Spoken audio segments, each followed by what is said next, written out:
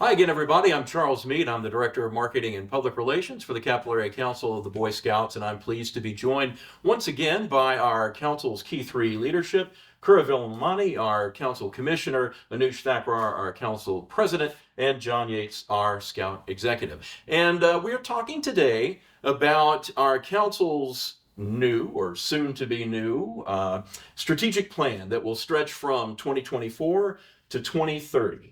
Now, most people, if you're like me, you hear the term strategic plan, your eyes immediately glaze over, and you think to yourself, great, something else that can fill a binder that will sit on my office shelf. And that is obviously not what we're trying to do here. But Anuj, let me start with this question of I've already identified what is the knee jerk negative reaction to a strategic plan. What are we trying to do in general with this strategic plan that is maybe a little bit different, maybe a little more beneficial? Well, I think, as an organization, we have thought about in past years what our vision has been for the following year. What are we seeking to accomplish in the year ahead? We're doing that this year as well, but we're looking even deeper. We're looking at the next 6 years. What do we want to see between 2024 and 2030 happen in the council that's going to make our council a better organization? Um, I think the overarching goal is, and we talked about this before, is to really uh, use five goals, five types of working groups to increase membership within our council and to increase leadership within our council as well. We have established working groups, and we're trying to grow these working groups. We've started these at the board level, and just at our last board meeting, we created these groups, and we're trying to make these groups even larger and involve district leadership to help us fulfill the vision. So, Curavilla, your job as council commissioner, you wind up working with teams of unit commissioners and volunteers at the district and unit level, probably much more so than we do. I would have to imagine that folks hear the term strategic plan and think, okay, that really doesn't have anything to do with us.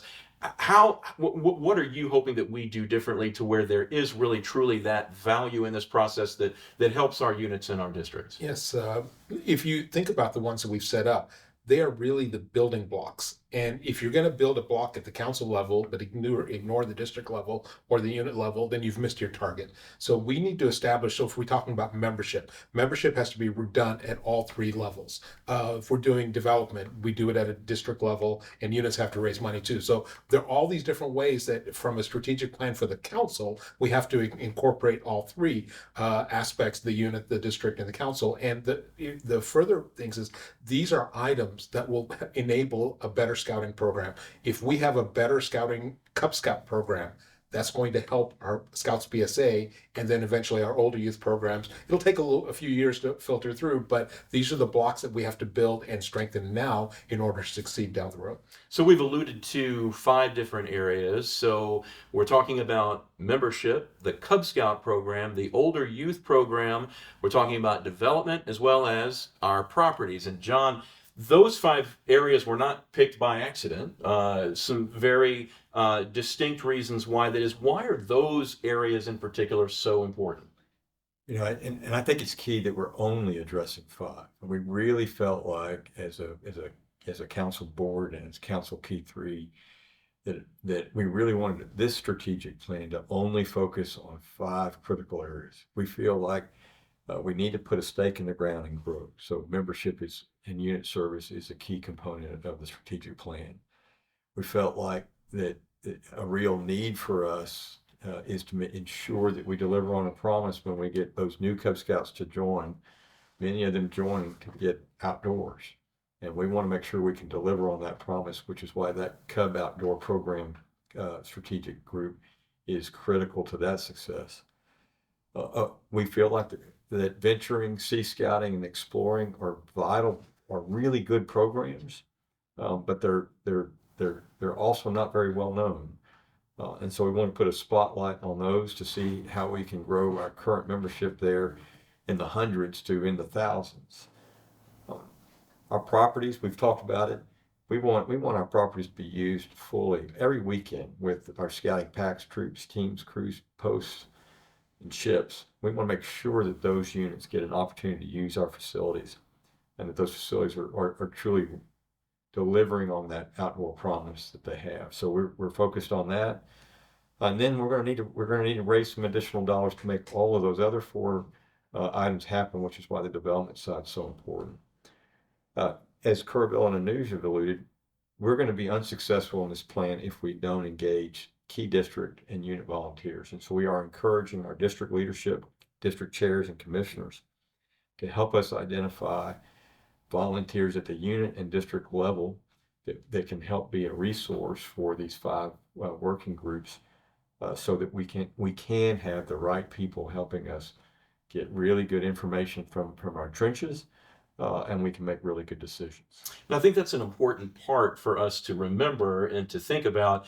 If I would have to imagine that at the unit level, if I hear the word membership, that maybe doesn't strike as positive a tone as we might think, and it's, well, you're asking us to do more. In reality, and Anuj, you live this right now because your son is involved in the program, so you see the way that that units are acting, but you also have the additional perspective now as the board president. So with sort of you having feet in both ends of those realities, for units who think, well, you're just trying to meet a number, or you're not necessarily interested in the actual vitality of our unit's program, how would you might address that, given the goals that we have in this plan and what we're trying to do? It's an interesting question.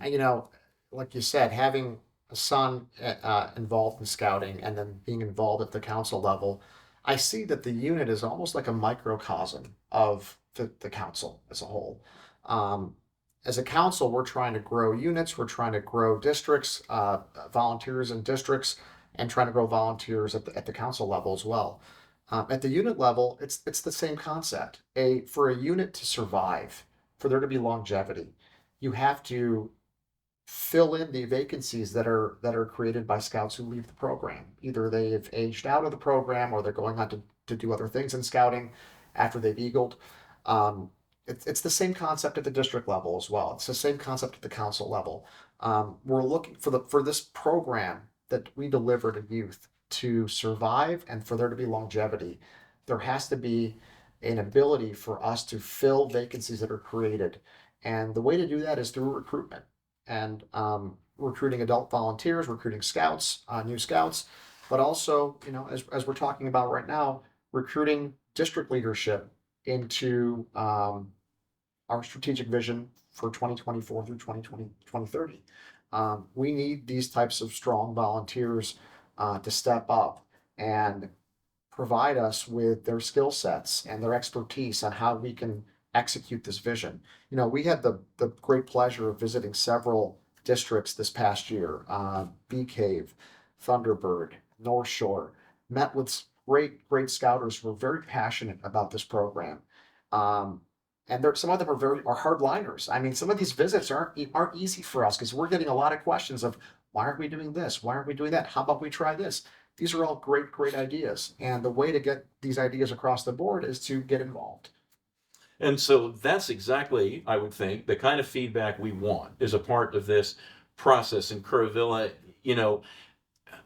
I think that what we have missed out on for a long time is this kind of ground up feedback that we are trying to seek. And of course, the only way we can get it is by having people involved in this process.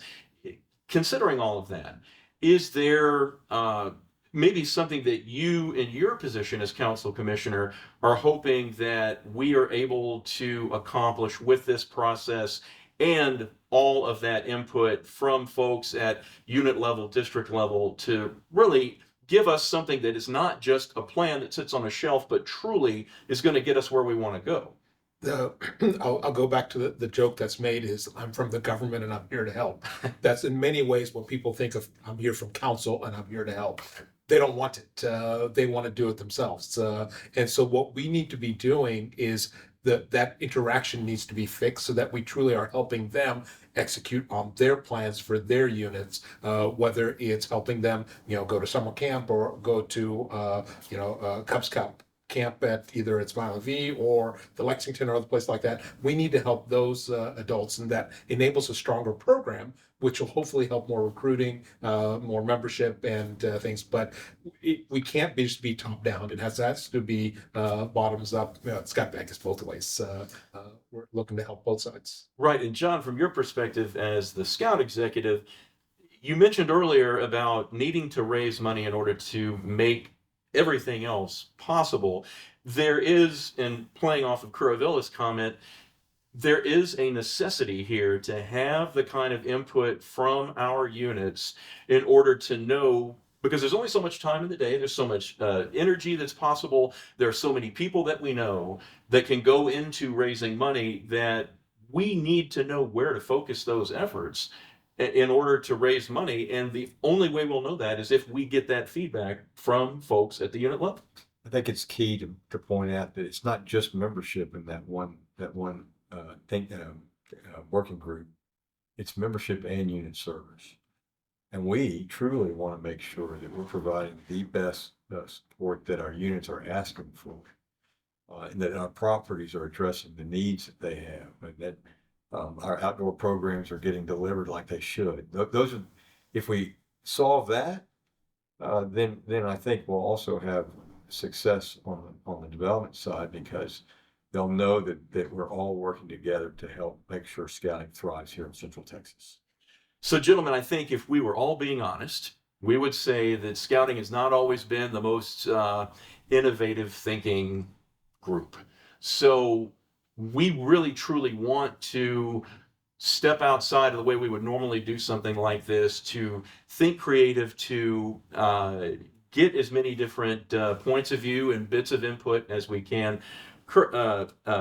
Anuj, what would you say in terms of to folks of our approach to this, how we intend to do things maybe a little bit differently, to where honestly their input is going to be brought to bear, that it will really count?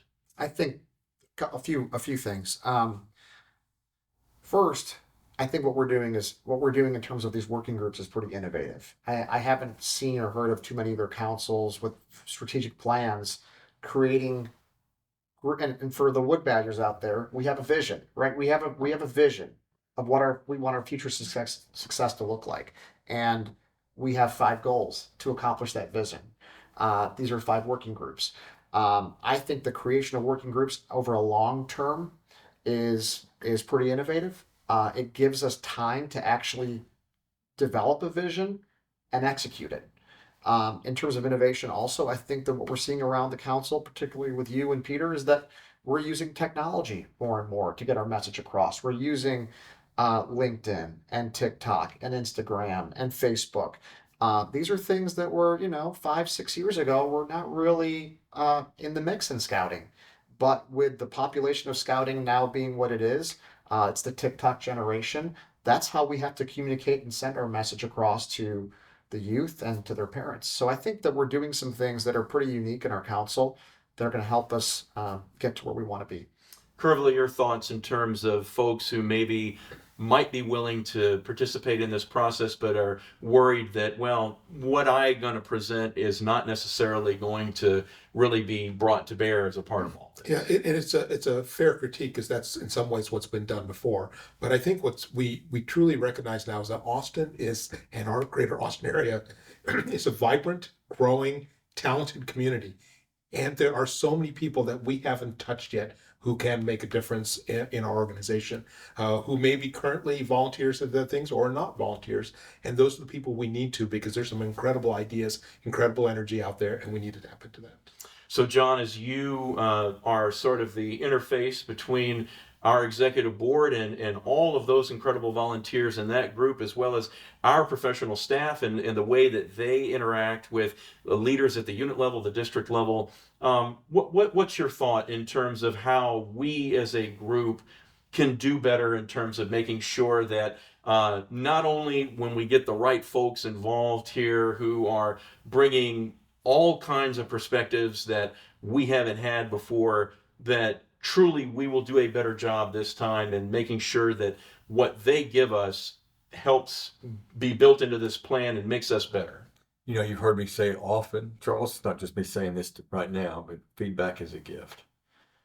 If we're going to be successful in this effort that we're working on right now, and that home run that we want to hit in 2030, we need to take the time to get as much feedback as possible. Some of that feedback is going to disagree with other feedback, but every bit of feedback that we get from all of our constituencies is really important to this process. So we need your help. We need our district and unit volunteers to be involved in this and help us solve some of these big rock issues, so that we can be a force here in Central Texas to be reckoned with. So, district leaders, unit leaders, we've frankly done a lousy job in the past of asking you for your ideas. We know you've got a lot of talents, and we absolutely need your help in being able to make this into a path forward for our council, to where we'll do a better job of serving you, and together we'll all do a better job of serving all of the youth and families in our 15 county area. We'd love you to give us either a call or make contact through our website at www.bsacac.org. You can click on the Contact Us link there at the top of the page, or work through your district chair, your district executive, and let us know what ideas you have, what interests you have, where your talents lie. We would absolutely love to figure out a way to get you involved in this process and help us all ultimately reach the greatest goal of making scouting bigger and better here in Central Texas.